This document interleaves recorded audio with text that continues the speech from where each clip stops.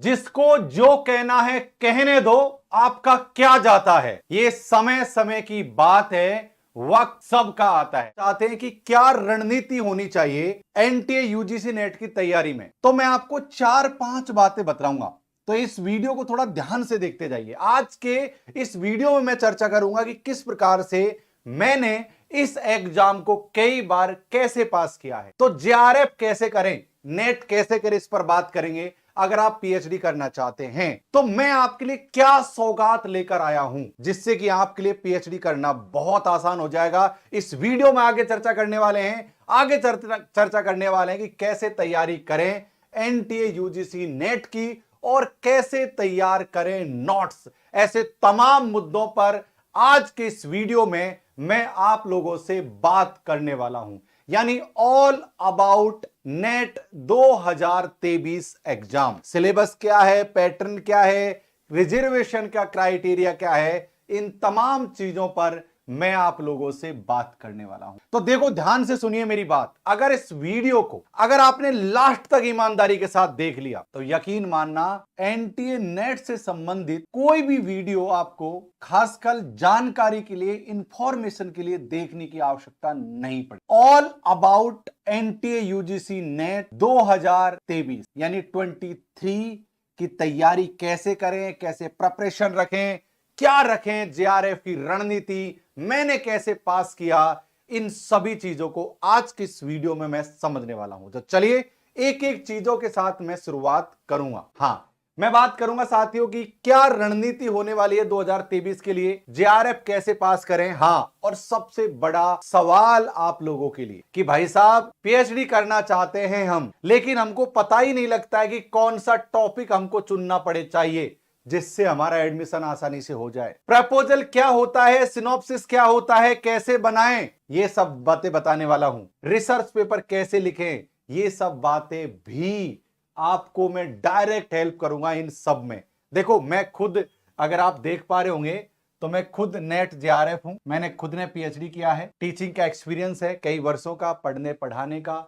इसी आधार पर इस वीडियो में मैं सारी बातें करना चाहता हूं। देखो, तैयारी हर कोई करता है, आप भी कर रहे हो, करोगे, आगे भी बहुत सारे स्टूडेंट हैं जो तैयारी करने की सोच रहे होंगे या फिर वो तैयारी करेंगे। लेकिन किस तरीके से तैयारी करनी चाहिए, सबसे बड़ी बात यह है। एक बार मैं आवाज देख लेता हूं कि आवाज वगैरह मेरी कैसे आ रही है। आप लोग एक बार कमेंट्स करके मुझे बतला दीजिए। हाँ, एक बार कमेंट्स कर दीजिए, वेरी गुड। तो चलिए अब हम डिटेल में एक बार, मुझे लगता है थोड़ी आवाज स्लो आ रही है तो हम आवाज को थोड़ा सा इंक्रीज कर लेते हैं और देन उसके बाद हम क्लास को नहीं, आवाज तो पूरी आ रही होगी, इवेंट को अच्छी तरीके से शुरू कर देते हैं। देखो, आप में से कई बच्चों के मन में सवाल आ रहा होगा कि सर हम आपसे कैसे संपर्क करें, हमको कैसे पता लगेगा कि नेट की वैकेंसी कब आई है, नेट के फॉर्म कब भरे जाते हैं, या फिर ऑल अबाउट किसी के मन में ये कंसर्न होगा कि यार मुझे पीएचडी करना है लेकिन सर मुझे जानकारी नहीं मिल रही सही तरीके से। तो वो जो आदमी मुझसे कांटेक्ट करना चाहता है, आई रिपीट,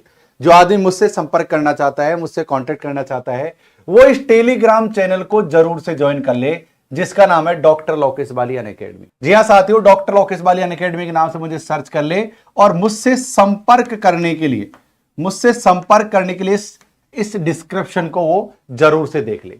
मैं आपके साथ हूं, सदैव आपके साथ हूं। हायर एजुकेशन के लिए मैं हमेशा समर्पित हूं साथियों। इलेक्ट्रॉनिक्स, लेबर लॉ और public administration, economics, management, sociology, Sanskrit, law, psychology, Punjabi, इनमें से अगर कोई सब्जेक्ट आपका है तो आप फटाफट से ज्वाइन कर लीजिए अनअकैडमी। यहां पर हम आपको पूरा पेपर 1 और पूरा पेपर 2 कंप्लीट करवाते हैं। मैं आपको पेपर 1 के साथ साथ हिंदी साहित्य पढ़ाता हूं और बाकी और सब्जेक्ट की हमारी पूरी टीम है, हिस्ट्री, ज्योग्राफी, इकोनॉमिक्स, उन सब के लिए हमारी पूरी टीम है, वो पढ़ाती है। यानी मैं आपको हिंदी साहित्य पढ़ाऊंगा और पेपर 1 पढ़ाऊंगा, और बाकी के जो सब्जेक्ट मैंने आपको अभी दिखाए ये वाले, ये हमारी पूरी टीम है, वो पढ़ाएगी। लोकेश 11 रेफरल कोड लगाकर आप अनअकैडमी प्लस क्लास में छूट को प्राप्त कर सकते हैं। आइए को जुड़े रहना है मेरे साथ। आपको योग्यता क्या होगी मैं आपको एक बार झलक दिखला देता हूं ताकि आप बने रहे। योग्यता, एग्जाम की फीस क्या है, एग्जाम का पैटर्न क्या है, इस पर बात करेंगे। इसके अलावा एग्जाम में मीडियम क्या होगा, इस पर बात करेंगे। और साथियों एज लिमिट क्या होगी, इस पर बात करेंगे। रिजर्वेशन का क्राइटेरिया क्या होगा, इस पर हम साथियों चर्चा करने वाले हैं कि रिजर्वेशन क्या होगा। यानी तमाम चीजें जो मैं आपको ये मैंने बिंदु बतला दी, वीडियो को देखते रहना है। आइए 2023 के लिए योग्यता क्या होने वाली है, सबसे पहले योग्यता पर हम फोकस करते हैं। ये जो सूचना आपके सामने मैं दिखला रहा हूं इस समय, ये साथियों ऑफिशियली अधिसूचना है। जी हां साथियों, ये आधिकारिक अधिसूचना है जो इस समय मैं आपको दिखा रहा हूं। ये आप देख लीजिए, ये सबसे मिनिमम क्वालिफिकेशन आपकी क्या होनी चाहिए, इस पर हम गौर करेंगे साथियों। आपने इसको पढ़ लिया होगा, लेकिन मैं आपको बतला देता हूं कि जनरल, अनरिजर्व और जनरल ईडब्ल्यूएस कैंडिडेट को पीजी करते समय, एमए, एमकॉम, एमएससी करते समय आपको कम से भी कम 55% होने की आवश्यकता है। आइए यहां पर मैं आपको बात कर लेता हूं। यह साथियों जनरल और ईडब्ल्यूएस, अगर आप जनरल और ईडब्ल्यूएस कैटेगरी से हैं तो आपको पीजी करते समय कम से भी कम 55% की आवश्यकता होगी। अगर आप इससे कम परसेंटेज आपकी है ओवरऑल, मतलब चारों सेमेस्टर मिलाकर आपकी 55% होनी चाहिए। आगे आगे और भी सवाल आ रहे होंगे कि हम तो अभी कर ही रहे हैं, वो सब बातें करेंगे। अगर आप एसटी, अगर आप एससी, अगर आप ओबीसी इस कैटेगरी में आते हैं तो आपको मिनिमम 50% की आवश्यकता होने वाली है आपके साथियों इसमें। और अगर आप पीडब्ल्यूडी या थर्ड जेंडर में आते हैं तो भी आपको 50% की आवश्यकता है एमए करते समय। अब एक एडिशनल जानकारी सुन लीजिए ध्यान से, क्योंकि इस वीडियो में मैं आपको जो एडिशनल जानकारी दूं उसको आपको बहुत अच्छी तरीके से सुनना है। वीडियो को लाइक और कर दो। देखो एडिशनल जानकारी यह है कि अगर आपने इसी समय बीए, बीएससी, बीकॉम कंप्लीट किया है और आपने मान लो पीजी में एडमिशन ले दिया, पीजी का मतलब होता है एमए या एमकॉम यानी मास्टर डिग्री। अगर आपने मास्टर डिग्री में एडमिशन ले लिया है तो आप एलिजिबल हो इस एग्जाम को देने के लिए। अब कहोगे सर कौन से सेम में इस एग्जाम को दे सकते हैं? आप इस एग्जाम को सेकंड सेम में भी दे सकते हो। फर्स्ट सेम में फॉर्म अप्लाई कर दो, सेकंड सेम में एग्जाम दे सकते हो, क्योंकि नियम होता है कि भाई साहब 2 साल के अंदर, जैसे ही आपका नेट जेआरएफ पास होता है, 2 साल के अंदर आपका पीजी कंप्लीट होना चाहिए। तो आप अपेयरिंग के दौरान भी नेट जेआरएफ की एग्जाम में फॉर्म अप्लाई कर सकते हो। उम्मीद है इतनी चीजें आप समझ लग गया होगा। अगर आपको ओवरऑल देखो, आपकी मान लो अब आपके मन में ये आ रहा होगा कि सर हमने तो फर्स्ट ईयर कंप्लीट कर ली और फर्स्ट ईयर में तो हमारी 45% बनी है, क्या हम दे सकते हैं? जी हां दे सकते हो। आप अपेयरिंग में अप्लाई कर सकते हो। जब फाइनल आपका दोनों साल के एग्जाम लग जाए तब आपकी 55 या 50% होना जरूरी है। आइए अब हम बात कर लेते हैं नेट की क्या फी होने वाली है।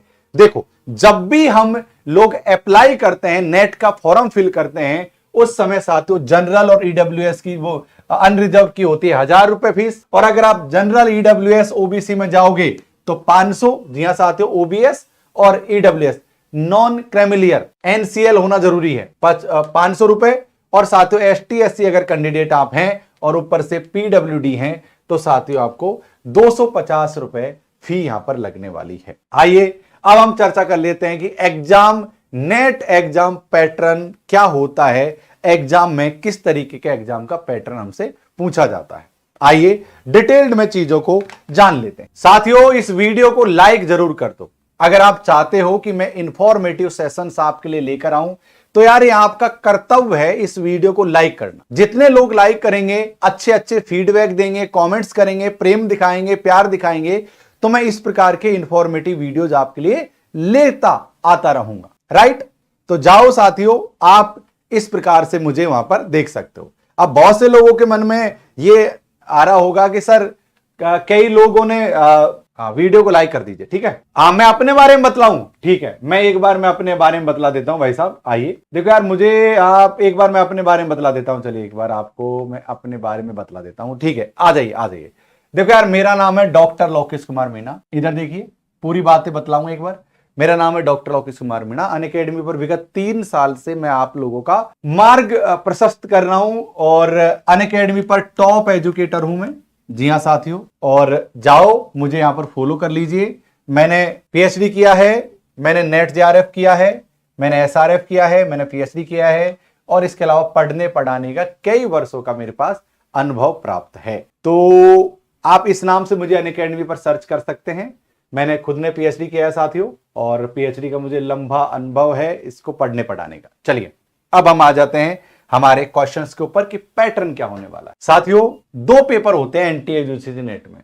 क्या होते हैं? पेपर होते हैं नेट में दो। एक होता है सामान्य पेपर और एक होता है पेपर नंबर 2 जो होता है विषय का, यानी आपने जिस सब्जेक्ट से एमए किया है, और ये होता है सामान्य पेपर। जो ये सामान्य पेपर जो होता है साथियों, ये होता है 100 नंबर का। क्वेश्चन आते हैं 50। जी हाँ साथियों, 50 क्वेश्चन होते हैं 100 नंबर के, यानी 2 नंबर का एक क्वेश्चन होता है।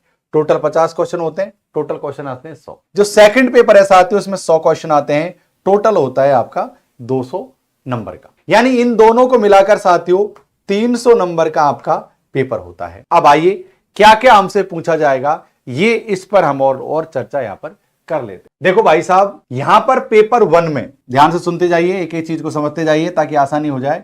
ये जो पेपर 1 है इसमें यूनिट होते हैं 10। क्या होते हैं? यूनिट 10 होते हैं, और प्रत्येक यूनिट में से 5 क्वेश्चन आते हैं। कितने क्वेश्चन आते हैं? 5। तब जाकर 50 क्वेश्चन पूरे बनते हैं। यानी प्रत्येक यूनिट में से 5 क्वेश्चन आते हैं, तब जाकर पूरे साथियों 50 क्वेश्चन बनते हैं। यूनिट नंबर ये 10, ये है यूनिट नंबर। यूनिट है टोटल 10, उसमें से 5-5 क्वेश्चन आते हैं, जिसमें teaching aptitude, research, communication, ICT, math, reasoning, DI. आप लोगों को बड़ा कठिन लगता होगा, बट जटिल लगता होगा साथियों ये चीजें, लेकिन कोई दिक्कत नहीं है। हम लोगों ने प्लस में जो नए बैच स्टार्ट किए हैं आप लोगों के लिए, उसमें हम पूरा पेपर 1 हिंदी मीडियम में पढ़ाता हूं। मैं खुद हिंदी मीडियम में पढ़ाता हूं, पेपर 1 और पेपर 2। हमारे बहुत सारे टीचर्स हैं हिंदी मीडियम और इंग्लिश मीडियम दोनों में पढ़ाते हैं। आपका कोई भी मीडियम हो, आप हमारे साथ जुड़ सकते हैं। ओके, अब हम बात कर लेते हैं पेपर नंबर 2 की। ये देखो आपका सब्जेक्ट के ऊपर डिपेंड करता है। आपका हिंदी साहित्य है तो हिंदी, किसी का ज्योग्राफी है, किसी का इकोनॉमिक्स है, किसी का मैनेजमेंट है, किसी का साइकोलॉजी है, किसी का पंजाबी है, किसी का हिस्ट्री है, किसी का पॉलिटिकल साइंस है। तो ये सब्जेक्ट के बेस पर ये एग्जाम होती है, यानी कि सब्जेक्ट प्लस सामान्य, सामान्य प्लस सब्जेक्ट, ये एग्जाम यहां साथियों होती है। ठीक है, इस प्रकार। अब हम बात करते हैं मीडियम ऑफ क्वेश्चन पेपर। किस मीडियम में हमारी एग्जाम लगती? 2023 के बारे में बात कर रहा हूं कि किस मीडियम में हमारी एग्जाम लगेगी। साथियों, अगर मीडियम की बात करूं तो स्पष्ट रूप से कहा गया है कि इंग्लिश मीडियम और हिंदी मीडियम में ये एग्जाम लगती है। क्या लगती है साथियों? Hindi plus English, Hindi plus English. ये हिंदी और इंग्लिश में एग्जाम लगती है। साथियों देख लीजिए क्या लिख रखा है, the medium of question paper English and Hindi only. यानी कि अगर आप हिंदी और इंग्लिश में ज्ञाता हो इनके, तो आप इस एग्जाम को अच्छी तरीके से कर पाओगे। अब आपके मन में आ रहा होगा कि सर हमको तो थोड़ी हिंदी आती है, थोड़ी इंग्लिश आती है, तो कोई दिक्कत वाली बात नहीं है। जब हम एग्जाम को देंगे उस समय हम एक क्वेश्चन को हिंदी में भी पढ़ सकते हैं और उसी क्वेश्चन को इंग्लिश में भी पढ़ सकते हैं। कोई दिक्कत वाली बात हमारी इस समय नहीं रहेगी। अब हम बात करते हैं साथियों एज लिमिट के बारे में। ये बड़ा दक्ष सवाल है, एडिशनल जानकारी भी दूंगा। तो चलिए देख लेते हैं एज लिमिट हमारी क्या होगी। अगर मैं आधिकारिक सूचना के अनुसार मानूं, असिस्टेंट प्रोफेसर अर्थात नेट। हाँ, असिस्टेंट प्रोफेसर मतलब यहां पर होगी साथियों हमारी नेट, और एक होती है साथियों JRF यानी जूनियर रिसर्च फेलोशिप। नेट में क्या लिख रखा है? There is no upper age limit for UGC NET assistant professor. यानी कि अगर आप 60 साल के भी हो, अगर आप 65 साल के भी हो, तब भी आप नेट का फॉर्म अप्लाई कर। किसी प्रकार की कोई एज लिमिट नेट के लिए अप्लाई करने में नहीं। अब बात आती है JRF की। JRF में एज लिमिट क्या है, आइए इस पर हम चर्चा कर लेते। देखो ध्यान से सुनो मेरी बात को। अगर आप ST, SC, OBC और किसी भी वर्ग की महिला हैं, किसी भी वर्ग की फीमेल हैं, तो आपकी उम्र होगी 35 वर्ष अधिकतम। यानी कि अगर ST, SC, OBC ये मेल और सभी वर्गों की महिलाओं की उम्र होगी 35 वर्ष। अगर आप सामान्य वर्ग मेल हैं तो आपकी उम्र होगी साथियों 30 वर्ष मैक्सिमम। क्या होगी साथियों? आपकी उम्र 30 वर्ष मैक्सिमम होगी। आई रिपीट, 30 वर्ष साथियों यहां पर मैक्सिमम एज लिमिट होगी। अच्छा, आप लोगों में से बहुत से लोग इस सेशन को देख रहे हैं। आप में से बहुत से लोग सोच रहे होंगे कि मैं कहां पढ़ाता हूं, कैसे पढ़ाता हूं। अनअकैडमी पर मेरी फ्री क्लास भी होती है। कैसे होती है आगे वीडियो में मैं आपको समझाऊंगा कि फ्री क्लास कैसे आपको अटेंड करनी। और अगर आप फुल कोर्स ज्वाइन करोगे तो भी कैसे करना है, आगे आप बने रहिए। इस वीडियो में आपको सारी चीजें मैं बतलाने वाला हूं। अब आपके मन में सवाल आ रहा होगा कि सर नेट और जेआरएफ का अलग अलग फॉर्म भरा जाता है क्या? मैं कहूंगा नहीं। नेट, मैं माफी चाहता हूं, नेट प्लस जेआरएफ इसका एक ही फॉर्म भरा जाता है, एग्जाम भी एक होती है। ध्यान से सुनते जाइए, नेट और जेआरएफ का एक ही फॉर्म भरा जाता है, एग्जाम भी एक होती है। जिनके कम नंबर आते हैं, कम मतलब एक कट ऑफ से कम, जिनके कम नंबर आते हैं उनका नेट पास होता है, और जिनके ज्यादा नंबर आते हैं उनका जेआरएफ होता है और नेट होता है। यानी कि जिनके एक कट ऑफ से ज्यादा नंबर आते हैं उनका जेआरएफ भी होता है और उनका नेट भी होता है। एग्जाम्पल के तौर पर मैं आपको एक उदाहरण देता हूं कि मान लो इस बार नेट की कट ऑफ गई है 60% और जेआरएफ की कट ऑफ गई है 70%। तो जिन व्यक्तियों के 60% से ऊपर नंबर होंगे, 60% से ऊपर के नंबर होंगे यानी कि 70 तक, उनका हो जाएगा नेट, और जिन लोगों के 70 से ऊपर के होंगे उनका हो जाएगा जेआरएफ प्लस नेट। यानी एक ही एग्जाम है, एक ही साथ दी जाती है, एक ही पेपर भरा जाता है, एक ही सिलेबस होता है, सब कुछ एक है। अलग अलग यहां पर साथियों कुछ भी नहीं है। बस यहां पर क्या है, जूनियर रिसर्च, जेआरएफ का मतलब होता है जूनियर रिसर्च फेलोशिप। इससे क्या है कि आपको पीएचडी करते समय फेलोशिप मिलेगी, जो मुझे मिली थी अपनी पीएचडी को करते हुए। कितने रुपए मिले थे आइए बतला देता हूं। तकरीबन मुझे साथियों 20 लाख रुपए मिले थे, 20 से 22 लाख रुपए मुझे मिले थे पीएचडी करते समय। कितने मिले थे पीएचडी करते समय? क्योंकि यहां पर मिलती है फेलोशिप। अब फेलोशिप का अमाउंट क्या है साथियों, 32,000 पर मंथ। अगर इसमें मैं HRA प्लस कंटीजेंसी ऐड कर दूं तो ये अमाउंट हो जाएगा 35,000 के आसपास। ये होती है जेआरएफ की फेलोशिप, पर मंथ मिलते हैं। इसके बाद होता है SRF, सीनियर रिसर्च फेलोशिप, जो 2 साल के बाद में ऑटोमेटिक कन्वर्ट हो जाता है SRF में।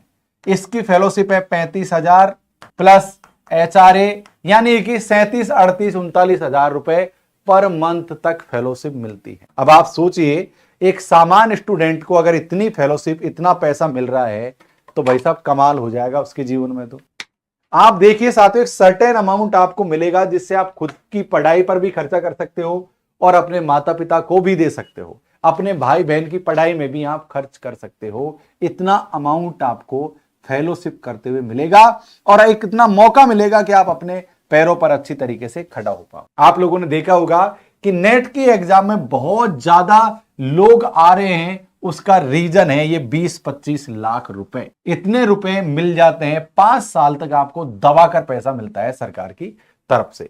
तो आप में से कितने लोग हैं जो चाहते हैं, आप में से कितने लोग हैं जो जेआरएफ करना? आगे बतलाऊंगा कट ऑफ कितनी जाती है, आगे ये भी बतलाने वाला हूं कि कट ऑफ कितनी जाती है एसटी, एससी, ओबीसी, सामान्य वर्ग सबकी, सब बतलाने वाला हूं। आपने वीडियो लाइक कर दिया, आपसे बात कर रहा हूं। हाँ भाई आप ही से बात कर रहा हूं, सच में कर दिया? हंसी आ रही है, मन कर रहा है कर दे, करने का कर दो एक बार वीडियो लाइक। हो गया, धन्यवाद। Best of luck for exam, मेरा सपोर्ट आपके साथ। अच्छा, अच्छी कमेंट्स भी कर देना बाद में इस वीडियो को देखते समय। आइए आगे हम चर्चा कर लेते हैं साथियों, एग्जाम में रिजर्वेशन का क्राइटेरिया क्या है, क्या मिलता है रिजर्वेशन, एसटी को, एससी को, ओबीसी को, जनरल को कितना रिजर्वेशन मिलता है, ये ईडब्ल्यूएस को।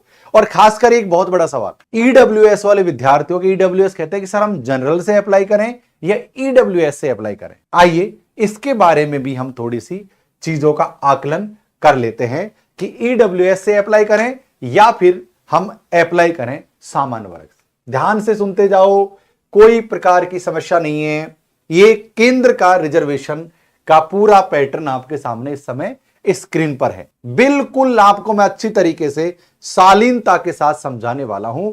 बस वीडियो को लाइक कर दो आप तो, और एक बार अपना सब्जेक्ट का नाम लिख दो नीचे कि सर हम इस सब्जेक्ट से तैयारी कर रहे हैं। मैं आपको बेस्ट बुक्स बतलाने वाला हूं आगे के वीडियो में, तो ताकि मुझे मदद मिल जाए कि कौन से सब्जेक्ट का पहला वीडियो बनाना चाहिए। तो सब लोग अपना सब्जेक्ट कमेंट में जरूर से एक बार लिख। देखो, अगर मान लो टोटल सीट 100 है, अगर मान लो टोटल सीट 100 है मान लो, तो उनमें से 15 जो सीट होती हैं वो मिलेंगी साथियों एससी को। कितने मिलेगी? 15 सीट मिलेगी एससी। यानी 15% जो रिजर्वेशन मिला हुआ है नेट में, वो एससी को मिला हो। ठीक, 7.5%, 7.5 जो रिजर्वेशन मिला हुआ है वो मिला है साथियों एसटी को। आ जाइए, 27% जो रिजर्वेशन मिला हुआ है ये मिला हुआ है साथियों ओबीसी को, यानी अदर बैकवर्ड क्लास को मिला हुआ है। इसके अलावा साथियों 10% रिजर्वेशन मिला हुआ है ईडब्ल्यूएस को। अब इस पर हम लोग चर्चा करेंगे यहां पर, है ना साथियों। ईडब्ल्यूएस को 10% रिजर्वेशन मिला हुआ है। अब सवाल क्या है? सवाल ये है, बहुत से लोग पूछते हैं हमसे कि भाई साहब हम लोग अप्लाई जनरल से करें या ईडब्ल्यूएस। देखो यार, मेरा मत है कि आपको ईडब्ल्यूएस से अप्लाई करना चाहिए अगर आप ईडब्ल्यूएस की कैटेगरी में आ रहे हो। अगर आप जो ईडब्ल्यूएस का जो रिजर्वेशन का क्राइटेरिया है उसको अगर आप फुलफिल कर रहे हो तो आप जरूर से ईडब्ल्यूएस से अप्लाई करें। रीजन क्या है? रीजन ये है कि 10% का जो रिजर्वेशन मिला हुआ है ना, ये बहुत कम लोगों को मिला हुआ है। मतलब इसका मतलब ये हुआ कि जैसे 27% रिजर्वेशन मिला है ओबीसी। अब यहां पर 27 एक बड़ा परसेंटेज है, लेकिन 27% बहुत सारी कास्टों को मिलाकर मिला हुआ है, यानी बहुत सारे लोगों को 27% मिला हुआ है, जबकि बहुत कम लोगों को, मतलब हैं लोग पर इतनी ज्यादा बड़ी संख्या में नहीं है, उनको 10% रिजर्वेशन मिला हुआ है।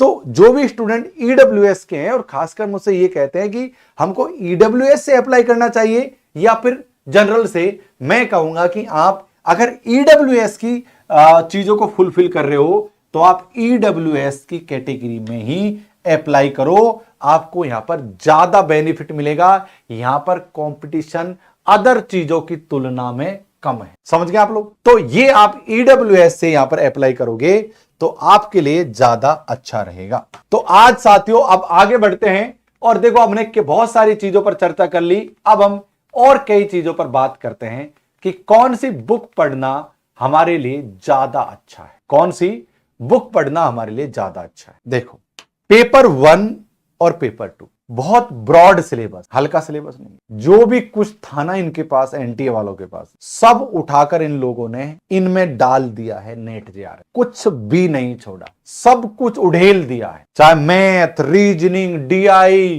कंप्यूटर, रिसर्च, ये पेपर यूनिट में 10 के 10 यूनिट दे दिए। और सब्जेक्ट में भी आप देखते होंगे कि कुछ भी छोड़ा नहीं। तो अगर आपके मन में गाइड जहन में आ रही है कि फलानी गाइड खरीद लूं, फलानी गाइड खरीद लूं, फलानी गाइड खरीद लूं, तो आप गलत जा रहे हो। 2023 में इन गाइडों की चौनी नहीं चलने वाली, क्योंकि इतने सारे यूनिट की गाइड इतनी सी होती है। अब आप देख लीजिए कि क्या ये गाइड जस्टिस कर पा रही है, आपकी नॉलेज को इंक्रीज कर पा रही है? जवाब खुद दे रहे होंगे नहीं। तो मेरे लिए किसी गाइड को रिकमेंड करना इस क्लास के माध्यम से बहुत मुश्किल है और मैं करूंगा नहीं, क्योंकि गाइडों में बहुत ज्यादा त्रुटि आ रही। मैं ये कहूंगा कि इस एग्जाम को पास करके आप प्रोफेसर बनते हो, एक लेवल होना चाहिए इस एग्जाम को पास, और इस लेवल पर पहुंचना गाइडों के बस की बात नहीं। जिस तरीके से एग्जाम का पैटर्न दिन पर दिन बदलता जाए, तो मैं आप लोगों से कहना चाहूंगा कोई बात नहीं, मैं आपके साथ हूं। अगर आप जुड़ते हो मुझसे, इस टेलीग्राम चैनल के माध्यम से भी जुड़ जाना।